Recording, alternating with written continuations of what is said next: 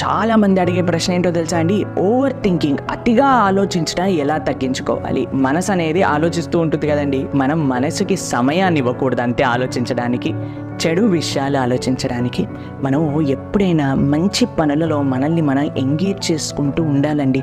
మీకు విషయం చెప్తాను, good in good out principal అంటారు. మన మనసుకి ఏది ఇస్తే దాని గురించి ఆలోచిస్తుంది. అందుకే మనం మాట్లాడేది, మనం చూసేది, మనం వినేది, మనకుండే సాంగత్యం, వీటన్నిటిలో కూడా మంచి చూసుకోవాలి. మనం ఎప్పుడైతే మన బుర్రకి మనం మంచి ఇస్తామో అప్పుడు అది కూడా మంచి ఆలోచిస్తూ ఉంటుంది.